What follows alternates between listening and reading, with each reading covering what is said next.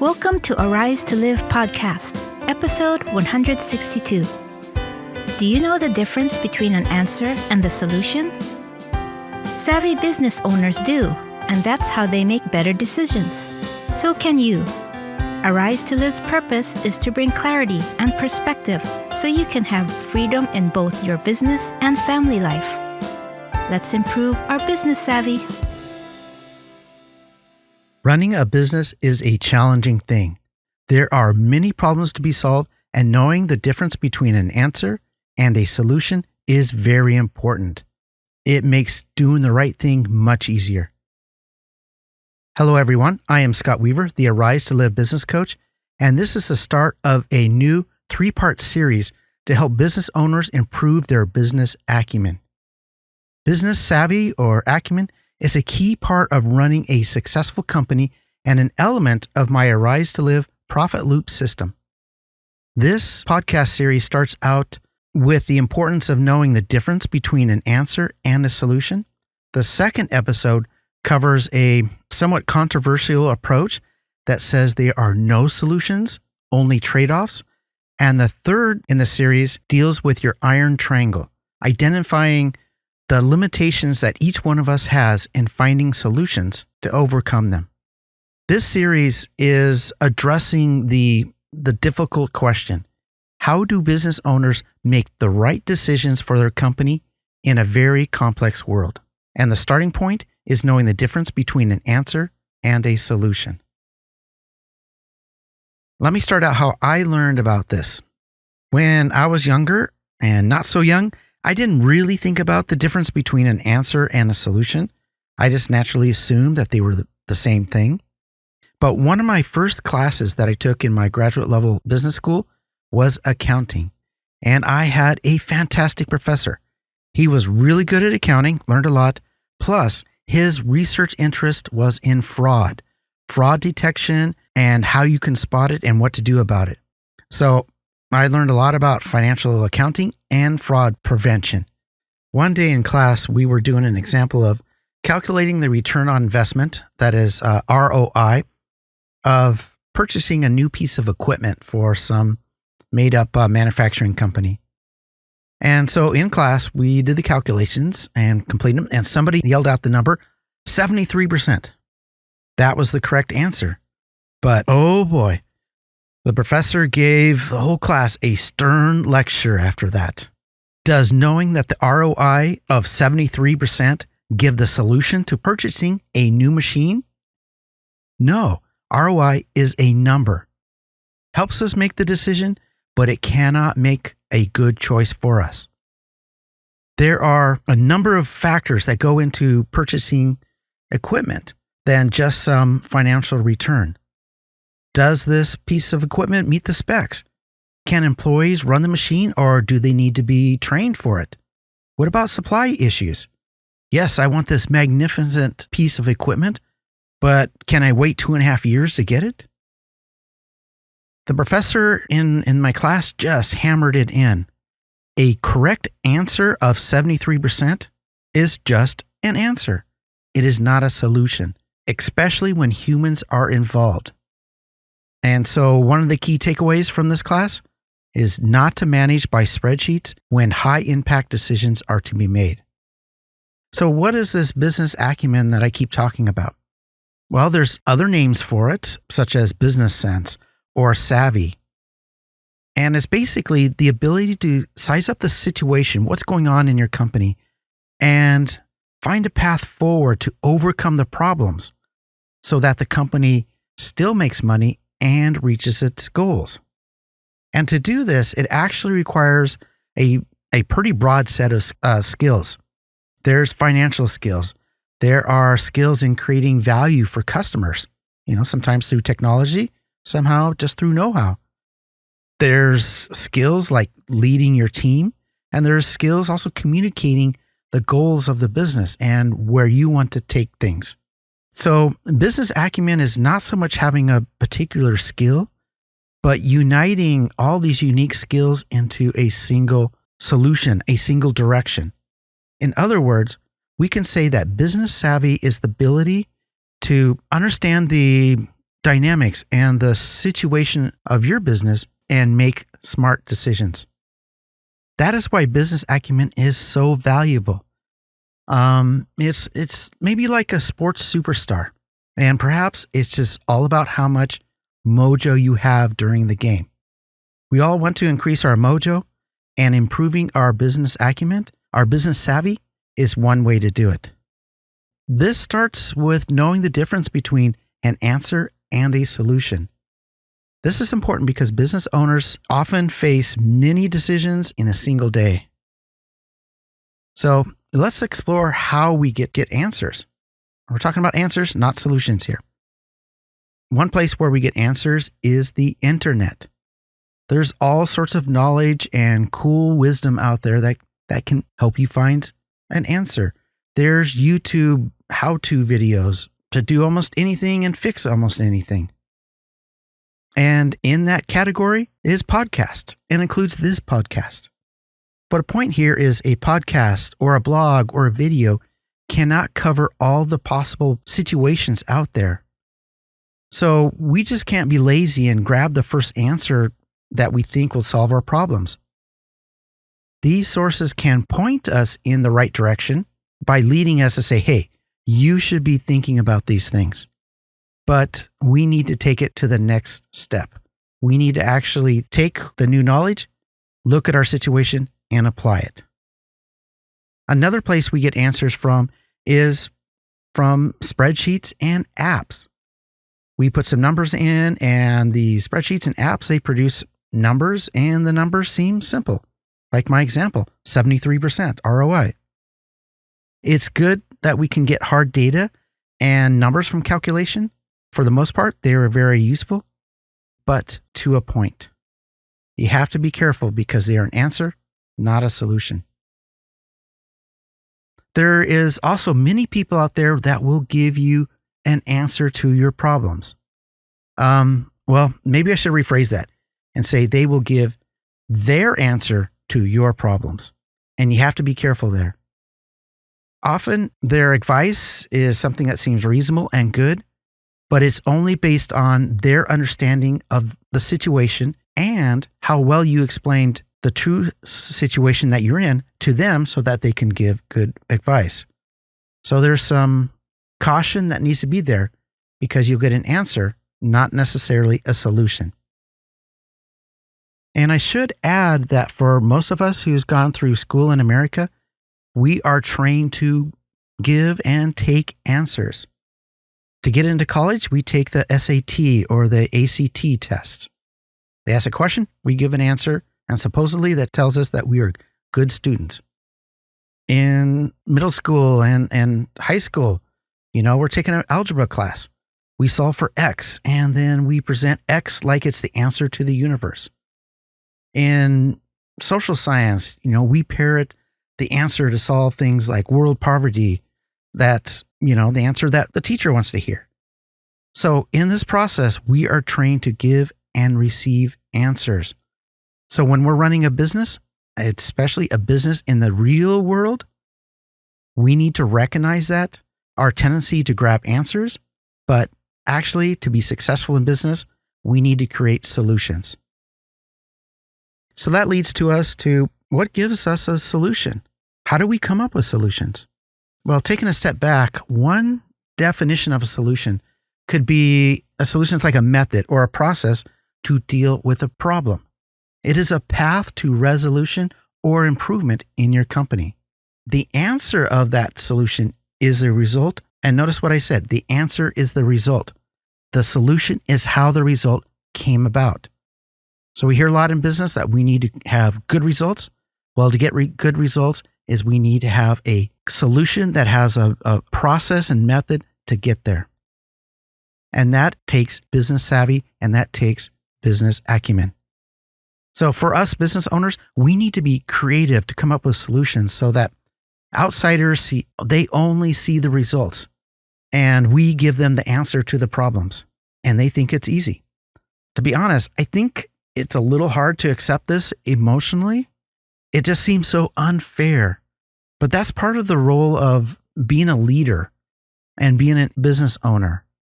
is to make things look easy when they are not. Here are some practical things to help you come up with a solution to create a method to get the results you want. These are at the 30,000 foot level because, well, basically I can't go any lower because I don't know your particular situation. So please take these as kind of the starting line and take it farther. Think about your situation and apply it so that you can move your company forward. I wish I could give you the answer, but there is so many of you out there and each one of you is in a unique situation. So this is where you go to the next step that I can't do for you. Take that step to help yourself. Take that step to help your company. The first tip is just to spend time thinking about the problem or the result that you want. Take some time away.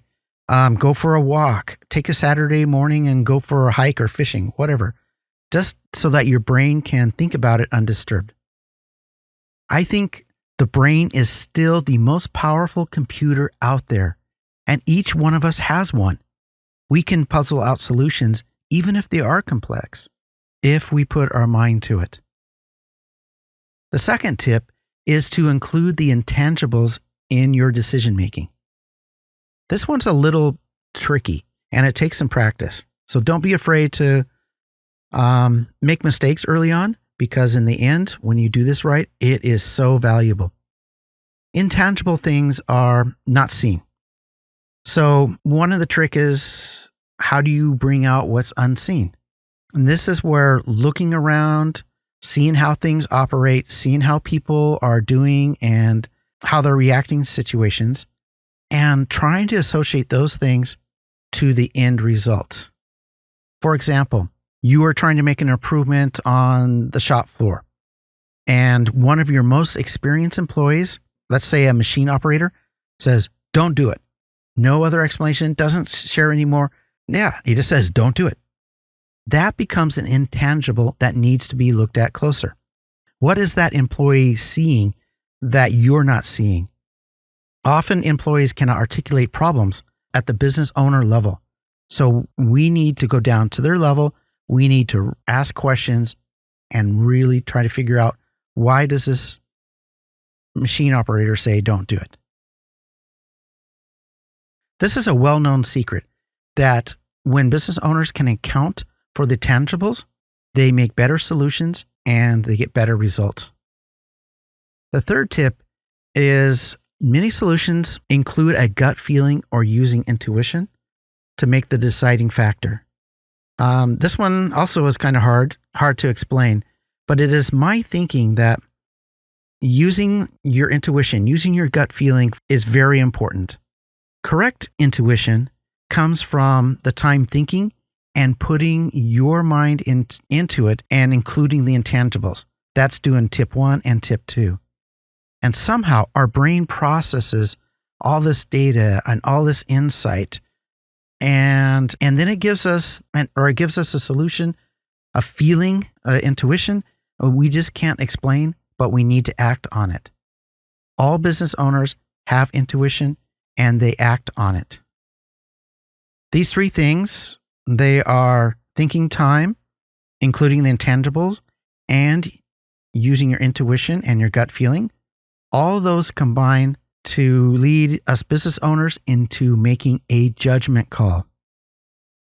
And making good judgment calls, taking action for a solution to a problem that is based on just a judgment call, well, that is hard to do. Solutions are hard, answers are easier.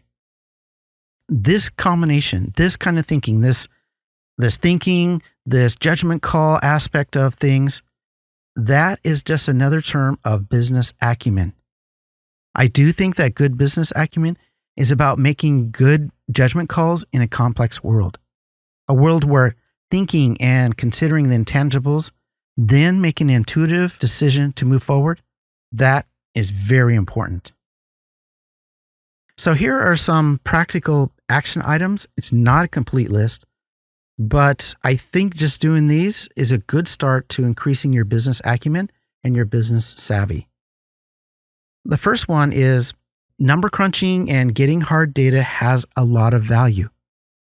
But remember that they give you an answer, whether it's a number or some fact, it is just an answer, not a solution. So do the needed calculations and do the needed research to get that hard data. But make sure that you know where the assumptions came from. What was the biasing? What are the limitations of the research? Where did the assumptions that went into the financial calculations? Understanding this from a business owner is really important, especially when you are working with people who only see numbers, who only give answers. The second one is to avoid spreadsheet management.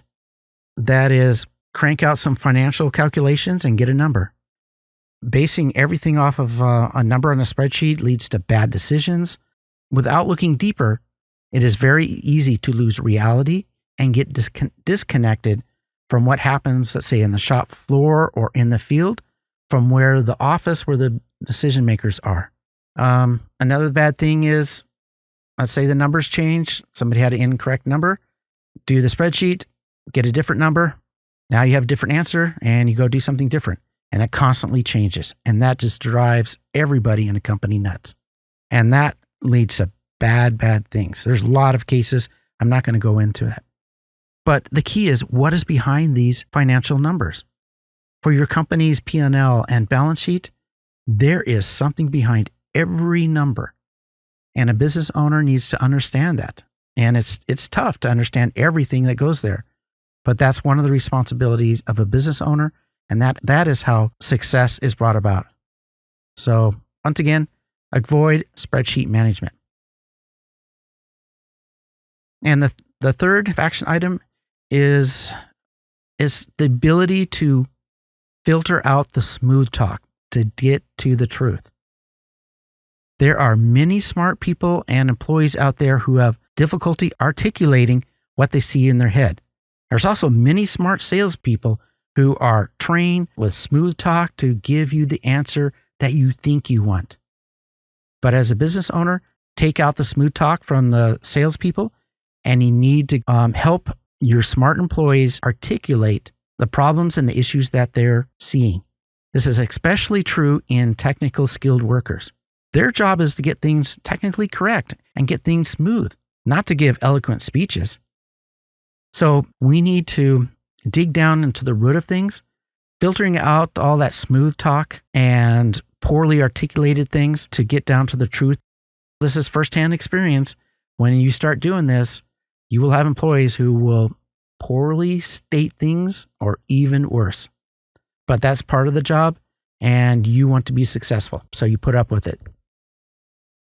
In closing, this episode is about how you can spot the difference between an answer and a solution.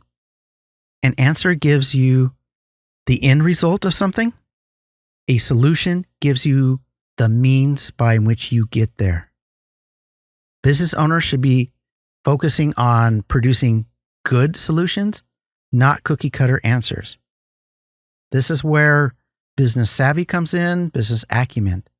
Building up your business acumen, it does take time, it takes experience. It takes getting out there and just doing it. But I will say this, is that business owners across the world are all doing this, so you can too. Decide on who you're going to listen to, and then have a good number of advisors that can give you different perspective, that can feed your brain in so you can process it and to use your intuition. Remember, the buck stops with you. At the end of the day, it is your decision. It is your company. So use your brain, use your intuition to find solutions that you need for your company. When your business acumen increases, you, your family, and your company will rise to live. This year has brought a lot of changes, but many business owners struggle to find focus time to update their future business destinations, and so start to drift off course. Your future business, your future company, and your employees are so important, you must have a solid vision to where you are leading your company. Scott has a vision story coaching package that speeds up the process and provides accountability on your focused time. If you know that you need to update your vision and where you are going, don't delay anymore. please reach out to Scott at arisetolive.com/vision and get your company on the right path.